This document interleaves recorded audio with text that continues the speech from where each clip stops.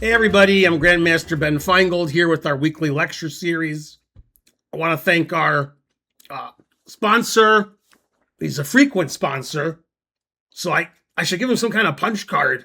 And then after he sponsors 10 lectures, he can pay double for the 11th lecture. Robert Veneris, thanks for sponsoring the lecture. This is a slightly unusual lecture, which we haven't had before. The theme, it's games played at the Marshall Chess Club, which this is for me. No such thing exists, but in my opinion, there's 4 monster chess clubs in the United States, and Marshall Chess Club is one of them. They have a website. They own the building they're in, which is good. Unlike the Manhattan Chess Club, which moved around a lot and eventually went defunct. And they have tournaments all the time, and they have other events. I actually taught a chess camp about 6 years ago at the Marshall Chess Club for strong junior players. Anyway, the 4 big chess clubs in the U.S., according to me, are the Marshall Chess Club, the St. Louis Chess Club, the Charlotte Chess Center in Charlotte, North Carolina, and Mechanics Institute in San Francisco. Now, the Charlotte Chess Center isn't big enough to hold their biggest events. So the Charlotte Chess Center has their big tournaments in a hotel. And occasionally, the St. Louis Chess Club did that, but then Rex bought the whole block, so that's not going to happen anymore. And then the Marshall Chess Club and the Mechanics Institute have all of their tournaments at their site. Although, I mean, the Marshall Chess Club, they couldn't really hold a tournament with 300 players, so their tournaments usually max out at about 100 people. So I got 3 intranet articles about the Marshall Chess Club before we look at the games. This is the Wikipedia article, which I always pull up. It's in the Greenwich Village neighborhood. There's some pictures on the Wikipedia article. Talks about the club and when it opened, and it's one of the oldest clubs in the U.S., named after Frank Marshall. If you're watching on YouTube after the fact, which 99.9% of you are, it would be a good idea if you've heard of Frank Marshall. If you haven't heard of Frank Marshall, then you can go to Wikipedia, look up Frank Marshall. It'll tell you all about him. He was, for approximately 40 years, one of the top 5 players in the U.S. Although, as a grandmaster, I mainly know him for getting crushed by Capablanca all the time. Truth hurts. So, one day you're a beginner at chess, the next day you're a grandmaster, and the next day Capablanca beats you every game. So, I've been to the Marshall Chess Club several times. The Wikipedia article talks about their notable members from the past and present, including famous person Stanley Kubrick. Not really. He's actually plays a lot of chess, but he's not master strength. But Kubrick wasn't a bad chess player, and Marcel Duchamp also known to play a lot of chess, and Howard Stern. Howard Stern actually said something about me, which was complimentary. Which doesn't make any sense. He said I was endlessly entertaining. I guess he hasn't watched me lately. He said that about 10 years ago. So a lot of grandmasters from New York, like Caruana, Evans, Fine, Fisher, Mednis, Nakamura, etc., mainly etc., Soltis. were members of the Marshall Chess Club. They've had some U.S. championship rounds there. And article isn't as big as it should be, considering the club has been there for about 100 years, and so forth. Okay, now another article on the internets was, is not an article, that's the next one, I skipped it, is the website of the Marshall Chess Club. And their website is marshallchessclub.org. And then there's a lot of menus you can hit that tell you different stuff. And you can join the Marshall Chess Club, and if you're not a local, if you live far away like I do, then it's cheaper. Not sure why I would join if I live far away. I guess to support the club. And when they have tournaments, they have pairings on their website, and even tells you if it's upstairs or downstairs. And occasionally, since the Marshall Chess Club owns the building they're in, occasionally, since it's New York and it's in Manhattan, some of the residents are, minor celebrities. The people who live in the building are actors or actresses or, musicians, because it's an expensive part of town. So it's a nice chess club. If you've been to New York, you should go to the Marshall Chess Club. Plan on visiting New York City. It's one of the most famous chess clubs in the world. Okay, their website talks about, you can click on everything. Okay, that's not super interesting. What is super interesting is 2 years ago, ChessBase, which is a German company that has chess database, which I use. In fact, I use it for this lecture. Wrote an article about the Marshall Chess Club, and it's by ChessBase. The author is ChessBase. It's Marshall Chess Club, Chess Heaven in New York City. And there's a picture of Marshall, Frank Marshall, with a cigar. Okay. And very long article, pictures of the outside and the inside of the Marshall Chess Club, which I've been to several times. I've played several tournaments there. They talk about the club a lot. When I taught chess camp there a few years ago, it was Greg Shahade who was organizing the chess camp for talented juniors.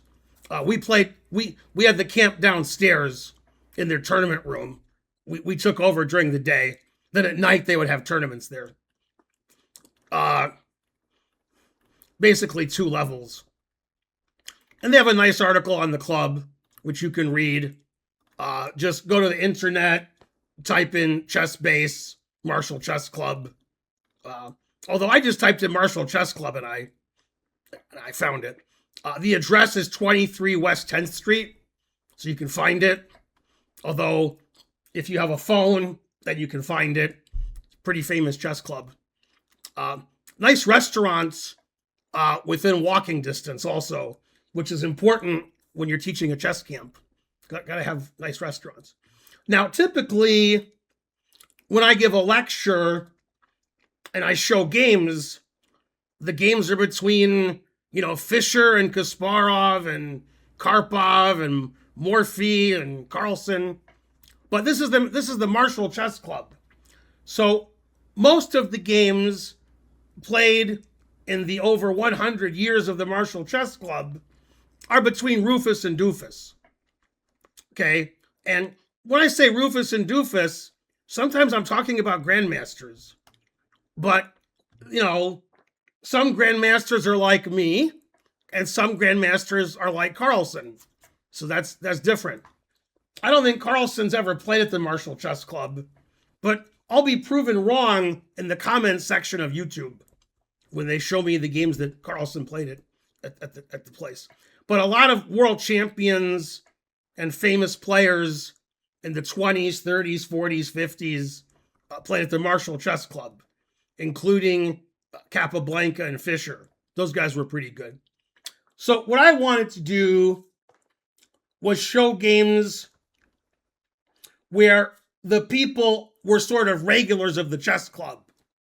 And I wanted to show games that were interesting and sort of fun because, I don't want to show you a boring game. And again, it's not going to be 2,800 players playing. It's going to be guys like me or even worse, maybe. Okay, first game is Levy versus Edmar Mednis. Now, I have no reason to tell this story, but I like this story, so I'm going to tell it. In the 1985 U.S. Open, which was in Hollywood, Florida, there was a side event, because they have side events at the U.S. Open, and there was a game between Levy and Arthur Bisguier, and Bisguier won, and Bisguier went up to me after the game, and he said, I beat Levy like this 25 years ago, but he forgot. So he just beat him the same way. He just played the same game and beat him. So Levy, I know what school he went to. He went to old school. And speaking of old school, Edmar Mednis. Edmar Mednis was a New York fixture, played in a lot of U.S. championships, played at the Marshall Chess Club a lot. And he was a grandmaster, so he was stronger than Levy. Although this game was played in 1955, and I'm relatively sure Mednis wasn't a grandmaster in 55. Okay, so Mednis is black. He's our hero. Played the French defense, which was the style at the time. Okay, the Winnow variation. I used to play that in the 70s and 80s when I was a kid. I played the Winnow with black. Okay, knight e2 is an unusual move. I faced it. Now, usually black takes on e4, and white plays a3. And black has two choices. Black can take the knight and then play f5 and say, I'm a pawn up. And then white says, your pawn structure's terrible, and I have the two bishops. Or black can just give the pawn back and play bishop e7 and knight f6. I've actually played both ways. Not at the same time. Okay, Mednis went back. Standard move. Levy played knight takes e4. And Mednis played knight c6, which is slightly unusual. Now, knight c6 blocks the c-pawn, but it puts pressure on d4, so the knight has to stay on e2, and that blocks the bishop. So it looks like if white wants to move their knight, white better play c3, then knight g3, and then move the bishop. Okay, bishop e3 that also defends the pawn. Tripling on the e-file. Very suspicious. Okay, and black played knight f6. Attacking the knight. Knight c3. Castles. Materials equal. The position's about equal. Bishop on c8's not very good. Bishop b5. Okay. Now black can play a very aggressive way, which actually makes a lot of sense. It's a very forcing variation. Black trades on e4 and then plays f5. And what black wants to do is play f4, attacking the bishop on e3. Now, if you move your knight, because your knight's attacked, and I play f4, then I'm attacking your bishop. If your bishop moves, then you lose your d-pawn. Okay, so Levy took on c6. Now, I know I'm confusing the audience because I keep saying Levy because his name is Levy. That's his name. And there's a famous streamer named Levy Rosman. And Levy Rosman, Levy's his first name. This guy's name is Levy. Okay, stronger than Levy Rosman, but not really. Okay, so this is a Zwischenzug. Taking the knight no longer attacks the d-pawn. If I take the knight on e4, then white plays bishop takes e4, and white's a pawn up. So black has to take. Black has the two bishops, what else? And more importantly, white's king is on e1. When your opponent's king is on e1 in the middle game, that means they want a castle. So don't let them castle. Then the pawn structure doesn't matter very much. What's more important is piece activity. The knight has to move, so he moved his knight. Then f4. White doesn't really have a good move here. That's why in this opening, typically, white doesn't play bishop e3 very early, because e3 is not really a good square for the bishop. Okay, the bishop has to, bishop has to move. If the bishop goes to d2, then the d4 pawn is hanging. So bishop goes to c1. Then e5 is played, and you can't take on e5 because I take the knight. On the other hand, the d pawn is hanging. So if I was white, I would probably lose in a stupid way because I'm a chicken, and I would probably castle. Then I would lose my d pawn, and then my king would be safe. So I'd be down a pawn. Black would have two bishops. Bishop on c1 is no good. Okay, so it's losing, but I wouldn't lose as fast as Levy did. Okay, so Levy played c3. Trade on d4. Queen takes. White wants to trade queens because, queen's in the middle. Now, we can analyze c takes d4. It's going to be very quick analysis. Bishop takes knight. Pawn takes. Rook e8 check. That's the end of the analysis. Analysis over. And black wins. Okay, black won the same way in the game.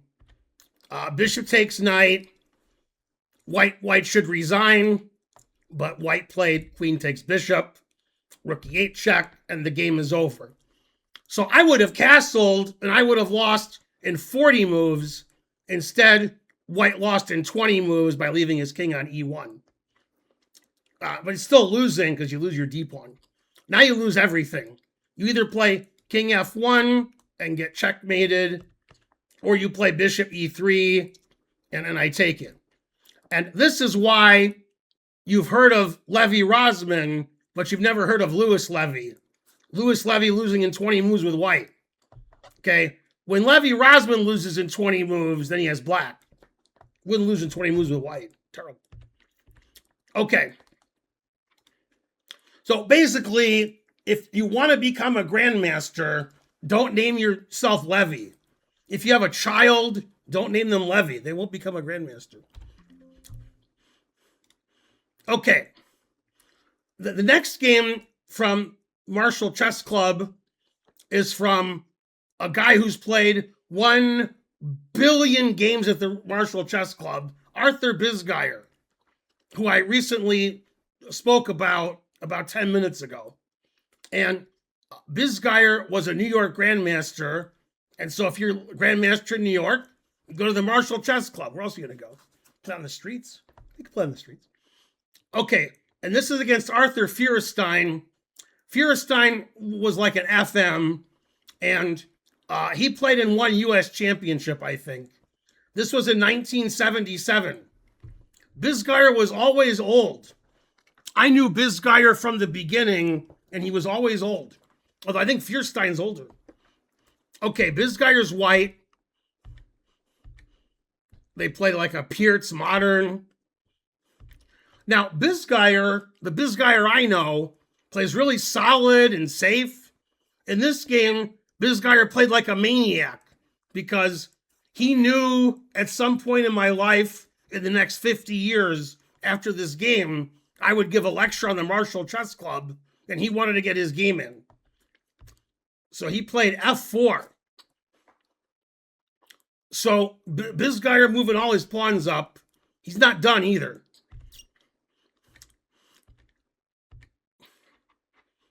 Okay, this is sort of standard play from white when they push all their pawns up. White has good development, lots of space. Black's bishop on c8 with a lot of queen pawn openings is no good. King h7, defending the h pawn.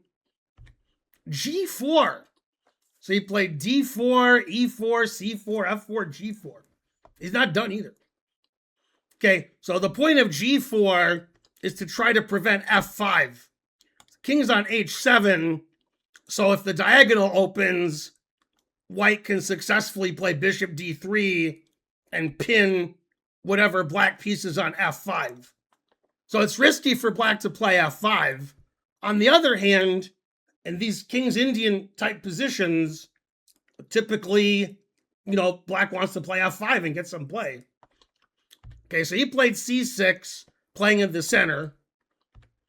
g5, attacking the h-pawn. h5.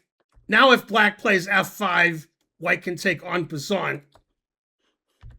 d6, getting a passed pawn. Knight has to go to g8. And a3, white wants to play b4 and c5 and crush him on the queen side. So black played a5 to stop that. b3. And black doesn't have any space. Black's pieces are all crumpled up on the first and second rank. That's why you've never heard of the player with black, not a grandmaster. Bisguier in 77 was pretty good. Probably Bisguier was better in the 60s, but 70s he was still good. Okay, knight b8, setting up for the next game. But he wants to get his bishop out. c5, the bishop wants to go to c4. Bishop g4, attacking the knight. Bishop g2, takes. Knight a4, the knight wants to go to c5. White castles finally. And this pawn's too strong. Passed pawn on the 6th rank. Black has no chance to ever win that pawn. The only thing that's ever going to happen is that pawn's going to promote. Queen b8, attacking the b3 pawn. Queen c2. And black doesn't really have any play. Black is all crumpled up. Has to give his bishop away now. Now f7 is weak. f7's hard to protect. Protects it with his rook.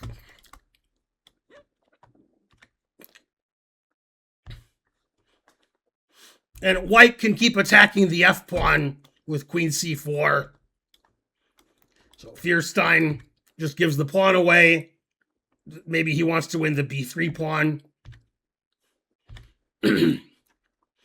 You guys have heard of pigs on the 7th. As a vegan, I'm against it.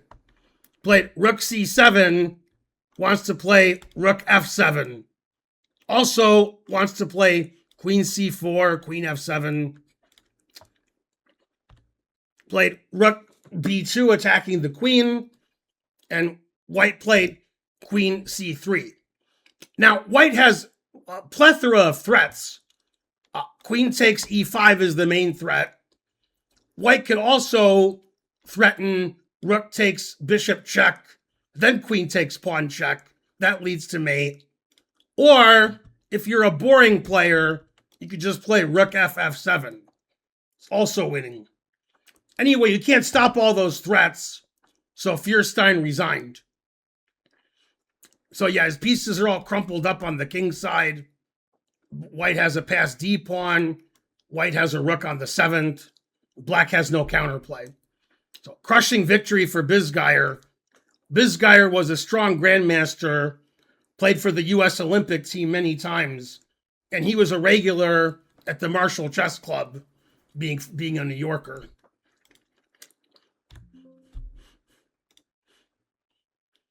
Okay, now this game features 2 Marshall Chess Club regulars, and one of them doesn't play chess anymore. The other one does, and he still goes to the Marshall all the time. So his name is Michael Rohde.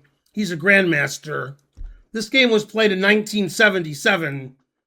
I don't think Michael Rohde was a grandmaster in 1977. I think Michael Rohde was playing in the U.S. Junior Championship then. Michael Rohde, New York grandmaster, has been playing at the Marshall for 50 years. And he's playing Andy Soltis, was an editor for the New York Post, and also a grandmaster. Also played a lot at the Marshall. So I'm sure they got paired a lot at the Marshall Chess Club. And this game was played when people were playing the Dragon Sicilian with black, and Soltis, being Soltis, played the Soltis variation, okay, which he claims he invented. Other people dispute that. Okay, so the Dragon Sicilian is when black fianchettos his bishop, and this is the main line. And in this position, grandmasters have been arguing for centuries whether to play bishop c4 or just castle. In the 70s, they played bishop c4. Nowadays, they mainly castle, but they still play both. Okay, this game was played in the 70s, so bishop c4. And this is the main line. And Soltis claims that he invented the move h5 and calls it the Soltis variation. One of my favorite chess books, which nobody's ever seen but me, is called Confessions of a Chess Grandmaster. And it's written by Soltis, and it's basically autobiographical. And he talks about him becoming a grandmaster, like he was an FM and an IM and tournaments he went to and so forth. Very, very funny book. Very good writer. Okay, so back in the day, before the Soltis variation, white was playing h5 and g4, and white was getting a big attack.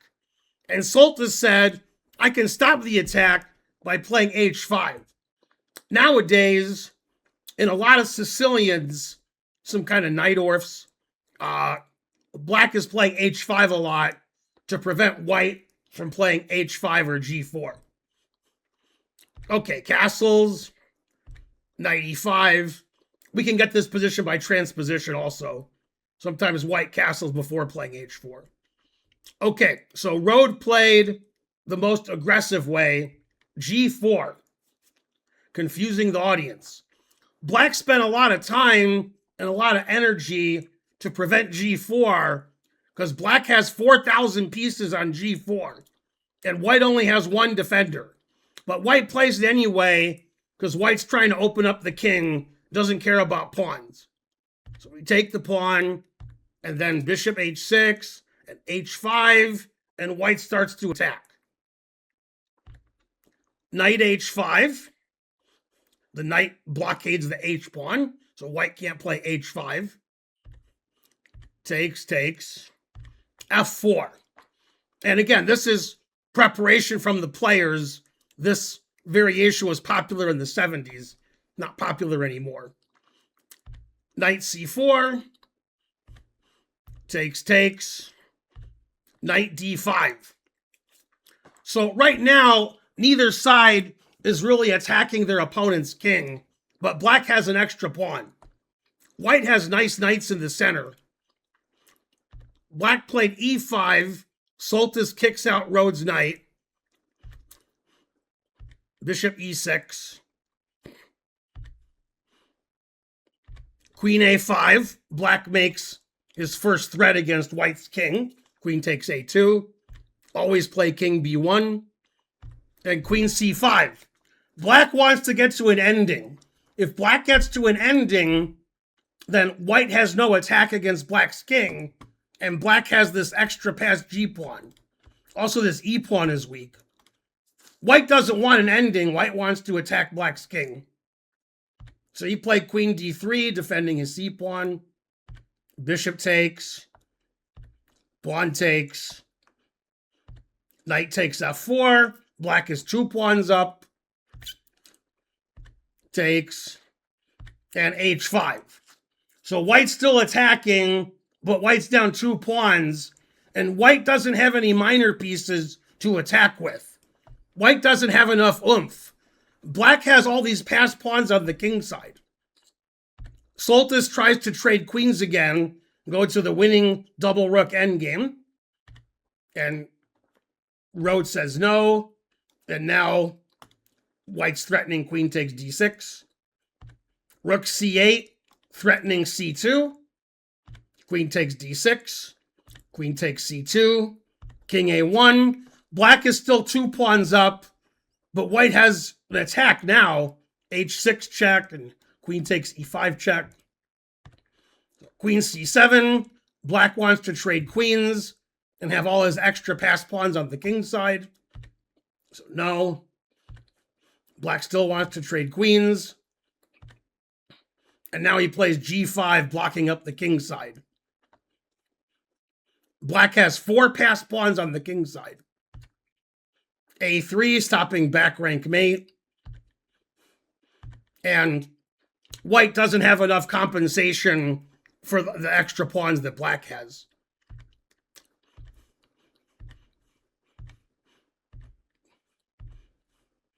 So just a mop up. Black still wants to trade queens. Black dominates the center. Black has a lot of passed pawns. E2's a funny move, threatening the rook. White wins the passed pawn. But black dominates in the center.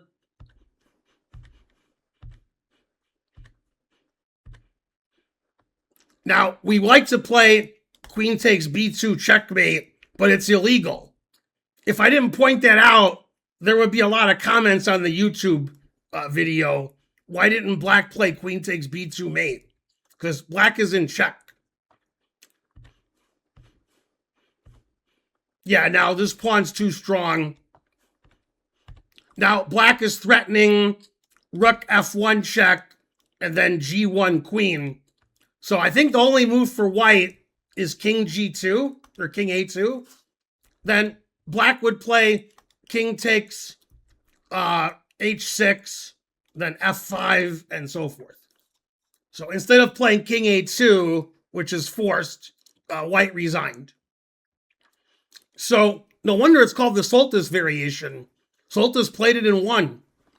And Michael Rohde is still playing at the Marshall Chess Club.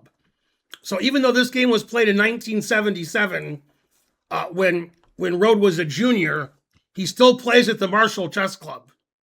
Soltis doesn't play chess anymore. I don't know if he's an editor still or he retired. But I saw Andy Soltis at the 82 U.S. Open, my first U.S. Open, in St. Paul, Minnesota, and he tied for first. He was one of only 2 grandmasters there. Now the U.S. Open has like 20 grandmasters. But in 82, it was only Soltis and Bisguier. The prizes weren't as good. And Bisguier didn't have a good tournament, so Soltis tied for first.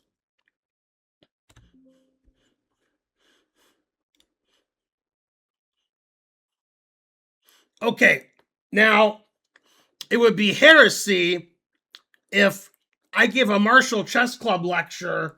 I didn't mention Jay Bonin.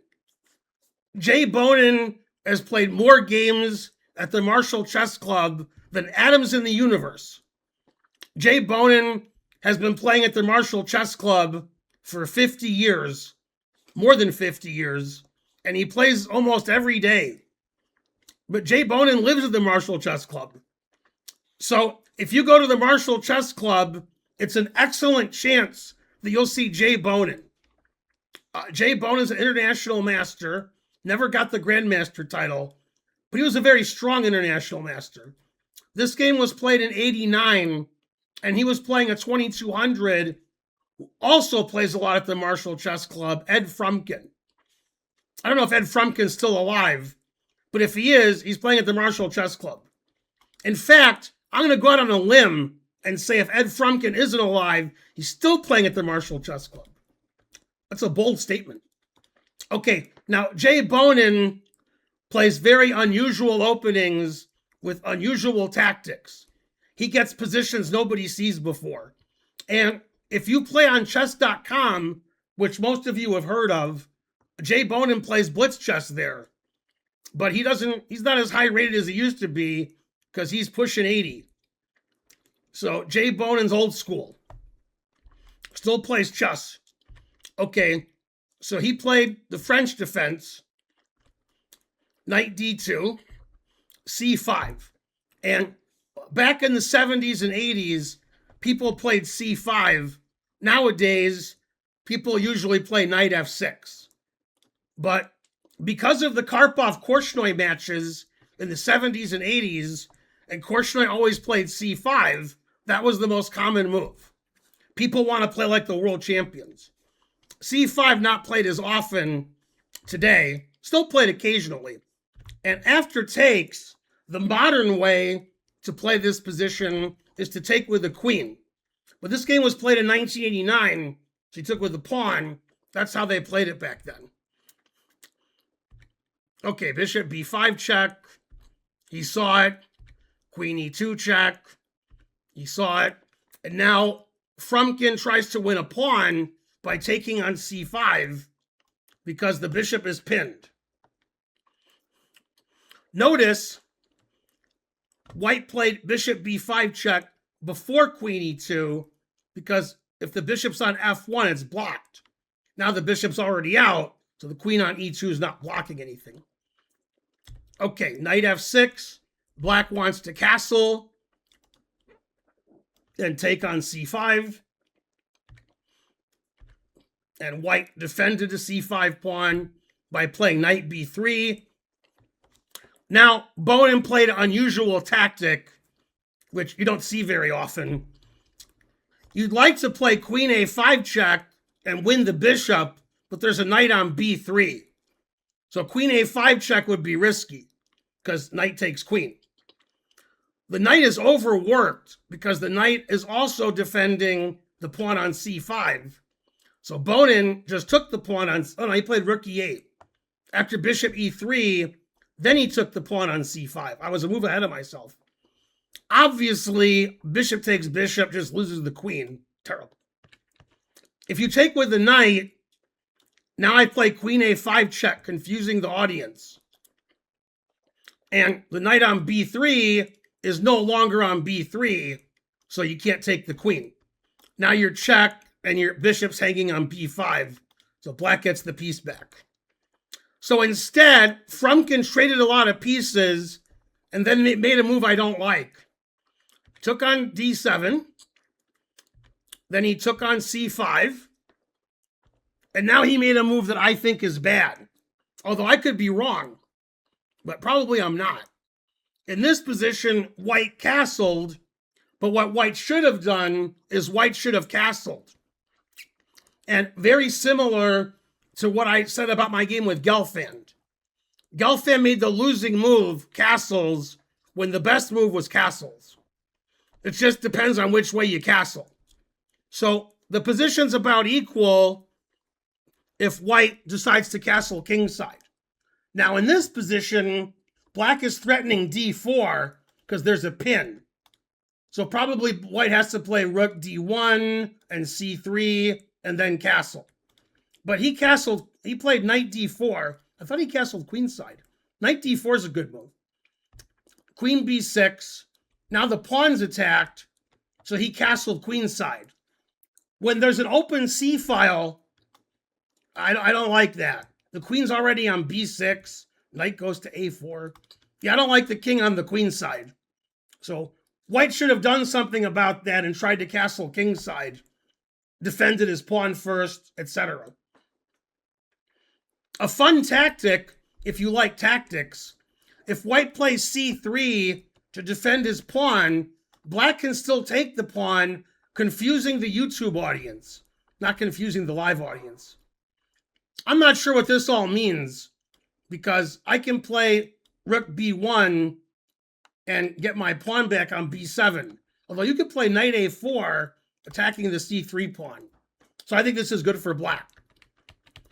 Maybe that's why Frumkin castled queenside. He didn't like c3, queen c2, didn't like b3 because it weakens the dark squares. So he just felt he had to castle queenside. Okay, Bonin played rook c8. So black's got big attack on the king against the white king. g4. Talk about an attack that'll never work. Knight e4.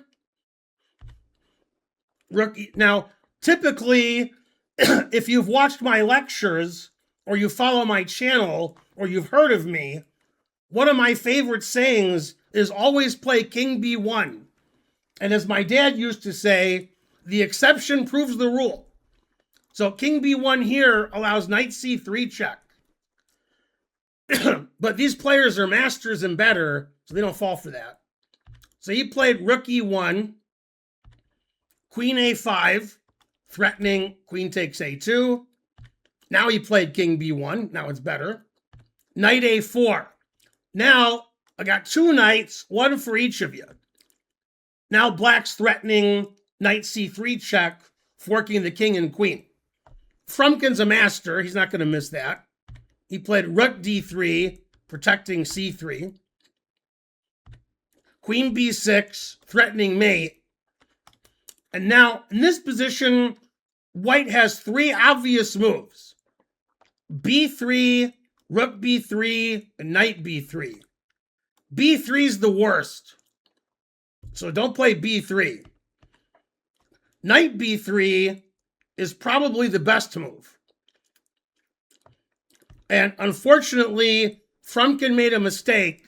He played Rook B3. Unfortunate for him, but fortunate for us. Because now Bonin said, "You will know my name is the Lord." Bonin played crazy tactic here, which actually doesn't win material, but it gets to a winning endgame. Played Knight C3 check. Probably Frumkin missed that. Now all the pieces get traded. It's very confusing. Takes. You can't take the knight. The computer won't let me. Irrespective of what George Benson would say. Complicated joke. Okay, so he moved his king. Then they traded queens. Now, Bonin can't take the rook, because then White would have two pieces for a rook. So he takes the knight. Then he takes the pawn. And we have equal material. Except it's Black's turn to move. So Black took a pawn, which is okay, because White's going to take a pawn soon. But White's king is too open. King B1, always play King B1. Rook C8. You can't take the knight because of the pin. Black's a pawn ahead, so White took the pawn back. Now Black gets a big attack. Rook B8 check. If King A1, not only is Knight C2 mate, but it's a fork. Okay, so King C1 is forced. Now the king has to go to the D file. You can't play King D2 because Knight F3 check. On the other hand, if you play King D1, then Rook B1 check, and then Knight F3 check. So you're damned if you do and you're damned if you don't. And Bonin probably saw all of this when he played Knight C3 check. His attack was too strong. So he played King D2, Knight F3, Knight takes, and Black wins easily. Rook A8, trading rooks by force, or winning the pawn on A2. Either way is good. And in this position, Frumkin resigned. So a brilliant attack from Bonin. And I would say in the last 30 years, and again, if you go to the Marshall Chess Club, you're a regular there, and you're watching this video, you're probably checking off all the things I'm saying that are wrong. But in my opinion, the two people who are strong and go to the Marshall Chess Club more than anybody are Jay Bonin and Michael Rohde. That's why we looked at a Jay Bonin game and a Michael Rohde game, although Michael Rohde lost. And Michael Rohde has a very good score against Jay Bonin. He told me once that he hadn't lost to him in like a 30-game stretch. And he told me that like 20 years ago. Maybe in the last 20 years, Bonin beats him every game. I don't know. So if you go to the Marshall Chess Club all the time, you'll see some of the same characters. A well-known character is Asa Hoffman. You can't go to the Marshall Chess Club without thinking of Asa Hoffman. Asa's written a book or two about his chess career. He's an IM or an FM. Nobody knows. I asked him once and he didn't know. And my dad used to play at the Marshall Chess Club with Asa Hoffman in the 60s. Then I played Asa Hoffman in the New York Open in the 90s. Asa Hoffman's in his late 70s, early 80s. I think early 80s. And he still plays chess. He still plays on chess.com. And he's still a character. These guys I wouldn't call Michael Rohde a character. Michael Rohde's a family man. In fact, Michael Rohde's wife is an international arbiter, and she's not a bad player. She doesn't play anymore. And his son is about 2,000 and plays a lot of poker. I saw his son recently at the National Open, and I'll see him next week, which for you is last week, at the World Series of Poker. So Michael Rohde's from a chess family, and Michael Rohde goes to the Marshall Chess Club a lot. He's not a character like Jay Bonin or Asa Hoffman. If you saw the movie Searching for Bobby Fischer, they're often in the Marshall Chess Club, and the guy who plays Asa Hoffman is actually an actor. The other chess players played themselves, but Asa wanted more money. They wouldn't give him the money he wanted, so they just hired an actor. The other chess players in Searching for Bobby Fischer are the chess players. It's the real chess players. They didn't say anything because if you talk in a movie, you have to join the Screen Actors Guild and such. So you'll notice people like Jinjahashvili and Joel Benjamin. Joel Benjamin, another person who was a regular at the Marshall Chess Club, Grandmaster, they didn't say anything. That's cheaper for the studio. Anyway, I hope you guys learned a lot about the Marshall Chess Club. I've played there many times, but it's been a while. The last time I was there was teaching a chess camp for strong junior kids. There's a lot of strong juniors in New York. I'm Grandmaster Ben Finegold. I want to thank our frequent sponsor, Robert Veneris. If you'd like to sponsor a lecture, contact my wife, Karen. The details are in the description of the video. And I'll see you guys next time. Please like and subscribe and leave a comment, and we'll be back with more weekly lectures. Bye, everybody.